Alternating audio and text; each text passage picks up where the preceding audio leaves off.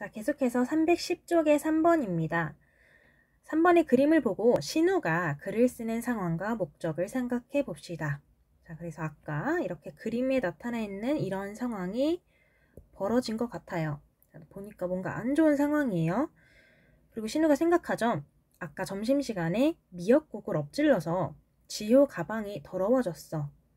이 친구가 지효고, 이 친구가 자기 자신인 신우인 것 같네요. 아유, 이런 실수를 다 했어요. 하지만 지효는 나를 이해해 주었지. 지효에게 미안한 마음과 고마운 마음을 나누는 글을 써볼까? 자, 고마운 건 왜 고마운 걸까요? 지효가 이렇게 이런 상황에서도 나를 이해해 준 점에 대한 고마움이겠죠. 자, 그러면 먼저 신우가 글을 쓰는 상황과 목적을 생각하면서 위에서 봤던 것을 다시 생각하면서 보기에서 알맞은 말을 찾아 밑에 빈칸을 채워봅시다. 보기에는 지효, 미안한 마음, 편지 쓰기 이렇게 세 가지만 나와 있네요. 자, 그럼 하나씩 살펴볼게요. 빈칸을 채우는 것도 중요하지만 자, 이 상황을 이해하고 앞으로 나올 글들 어떻게 신우가 어떤 글을 쓸지 잘 보는 게 중요하겠죠. 자, 먼저 신우는 어떤 사건 때문에 글을 쓰려고 하나요? 자, 위에 나오는 그림에서 보여주는 그 사건인데 뭐냐면 점심시간에 미역국을 엎질러서 지효의 가방이 더러워진 일이에요. 자, 당연히 그래서 어떤 마음을 나누려고 하냐면 미안한 마음과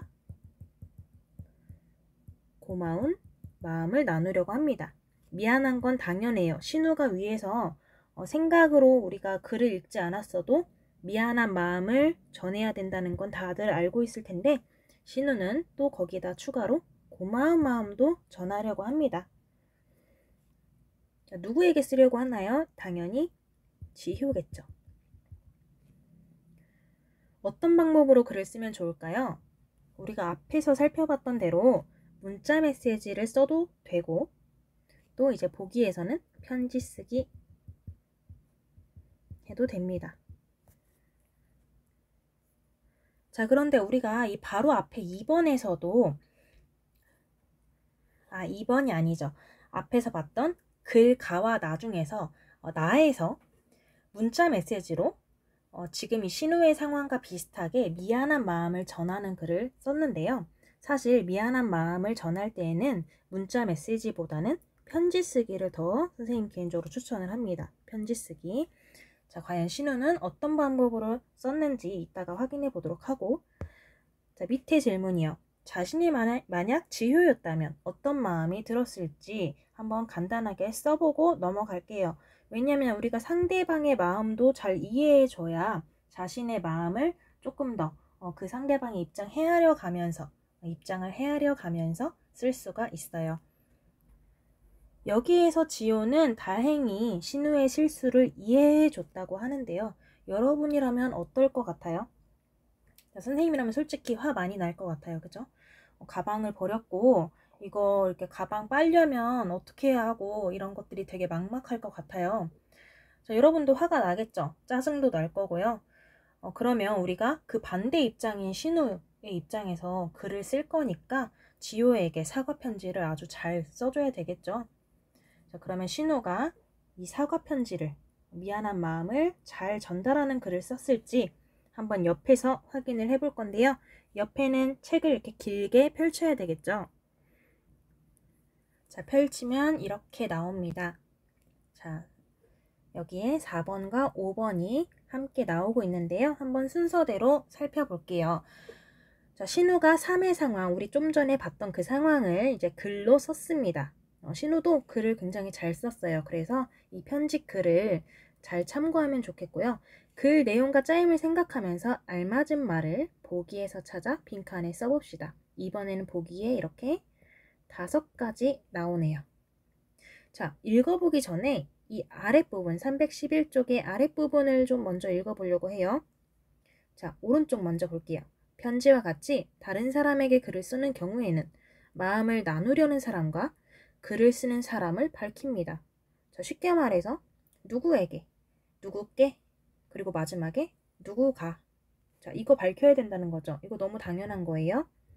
자, 그럼 왼쪽 마음을 나누는 글에는 일어난 사건, 나누려는 마음, 일어난 사건에 대한 생각이나 행동을 표현합니다. 자, 신우가 과연 이것을 어떻게 표현했는지 바로 읽어보도록 할게요. 자, 여기가 시작 부분이죠. 지효에게. 자, 마음을 나누려는 대상이죠. 지효야, 안녕. 나 신우야. 글을 쓰는 사람을 밝혔고요. 지효야, 아까 내가 네 책상 옆에서 미역국을 엎질렀지? 너는 네 가방이 더러워져서 많이 속상했을 텐데 나에게 괜찮아? 하면서 걱정을 해주었어. 그리고 미역국 치우는 것을 도와주었어. 자, 이렇게 편지 글의 첫 부분에 어떻게 했냐면 마음을 나누려는 사람을 밝혔고요. 그래서 선생님이 이렇게 동그라미 쳐봤고 무엇을 했어요? 자, 이 부분 어떻게 한 거죠? 보기에서 그죠? 첫인사를 한 거네요. 첫인사를 했어요. 인사도 중요하죠. 자, 그리고 바로 이 부분이 뭐예요?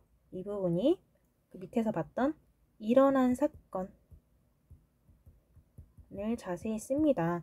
그래서 이 편지, 이 글을 읽게 될 지효가 그 상황을 다시 이렇게 떠올리면서 이 친구가 어떤 마음을 전하려고 하는구나 라는 것을 더 쉽게 잘 이해할 수 있도록 해줘요.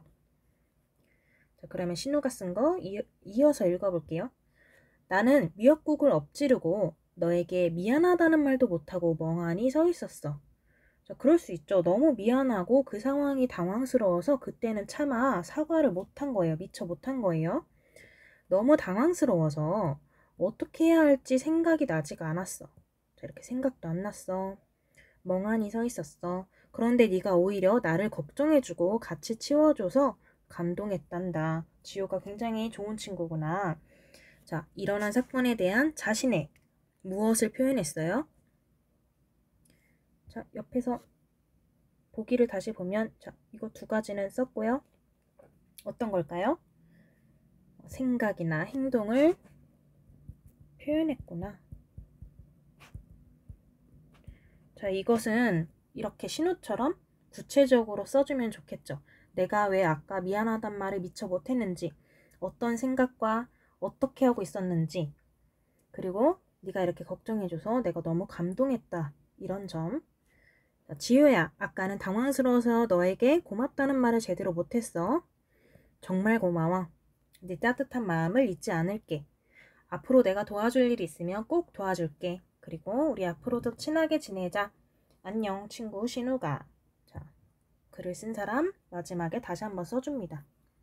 자, 이 부분에서는 나누려는 마음을 표현하고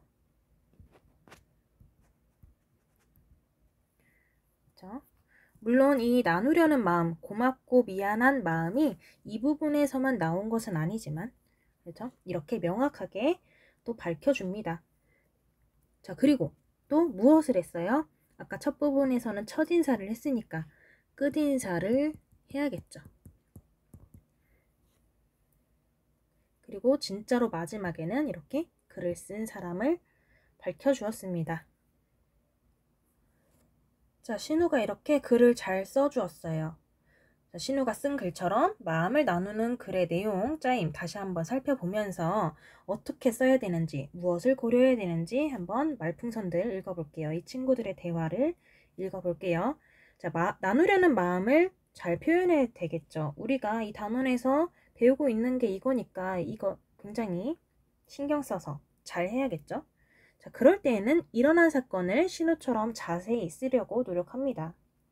그리고 그 사건에 대해서 어떻게 생각하는지도 밝힙니다. 그렇죠? 바로 지금 보고 있는 312쪽의 윗부분에 나온 것처럼요. 자, 그리고 또 어떤 점을 생각해야 될까요? 아까 만약에 자신이 지효였다면 어떤 마음이 들었을지 생각해 보자는 질문이 있었어요. 자, 그 질문 왜 생각해 봐야 된다고 했었죠? 상대방의 입장을 조금 더 잘 헤아려 주기 위해서. 그죠? 그래서 상대방의 입장을 생각하면서 쓰면은 더 좋겠습니다. 자, 그리고 우리가 앞에서 배웠죠? 누구에게 쓰는지에 따라서 표현하는 방법이 다릅니다. 공손한 말로 할지 아니면 친근한 말로 표현을 할지. 자, 이런 것들도 생각을 해봐야 되겠죠. 자, 그러면 마지막 313쪽의 6번에서 우리가 글을 쓸 계획을 세울 때 고려할 점 정리해 보려고 합니다. 자, 단계별로 한번 정리를 해보려고 해요. 먼저 상황과 목적을 파악하기 단계에서 신우의 글을 참고해서 고려할 점 채워보겠습니다. 자, 신우의 글에서 점심시간에 미역국을 엎질러서 친구 가방을 더럽힌 상황. 자, 이렇게 상황을 파악합니다. 그렇죠? 그리고 친구 가방을 더럽혀 미안한 마음, 이해하고 도와준 친구에게 고마운 마음을 나눈다. 자, 이런 마음을 나누고 있는데요. 그래서 이게 곧 무엇이 될까요? 이게 목적이죠. 자, 그래서 목적을 정합니다. 즉, 신우의 경우에는 미안한 마음과 고마운 마음을 전하는 것이 목적이겠죠. 자, 이렇게 상황과 목적을 파악하고 정하고 나면 쓸 내용을 정합니다. 그렇죠? 쓸 내용을 신우의 글에서 어떻게 정했냐면 신우는 점심시간에 미역국을 엎질러 친구 가방이 더러워진 일에 대해서 상세히 썼어요. 이거를 아까 어떻게 표현했죠? 자, 일어난 사건을 떠올리죠. 그래서 되도록 구체적으로 씁니다. 사건을 떠올린다. 이 일을 떠올리면서 한 말이 너무 당황했어. 그래서 지효에게 미안하단 말을 못했어요. 근데 지효가 오히려 걱정을 해주어서 감동을 받았다는 내용이 있었죠. 이렇게 일어난 사건에 대해서 자신의 생각이나 행동을 떠올립니다. 그리고 중요한 거, 미안한 마음, 고마운 마음을 전했어요. 이런 마음은 즉 나누려는 마음이죠. 나누려는 마음을 생각한다.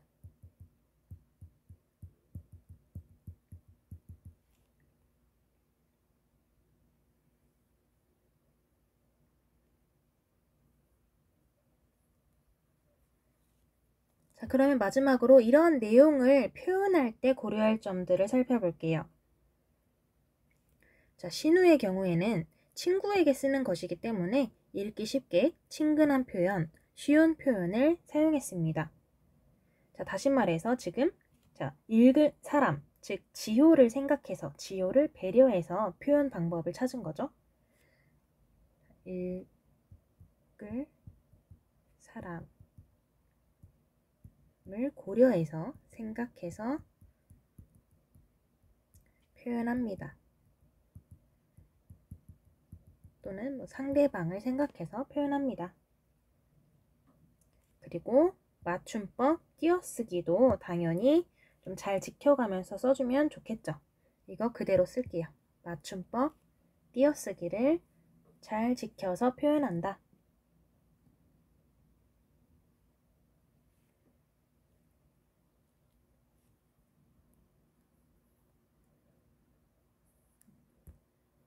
자, 이렇게 마음을 나누는 글을 쓸 때 고려해야 될 점들을 여러 가지 자세히 살펴봤습니다. 자, 다시 한번 313쪽 우리 6번에서 했던 것을 살펴보면서 다음 시간에는 여러분들이 직접 마음을 나누는 글을 써보도록 하겠습니다.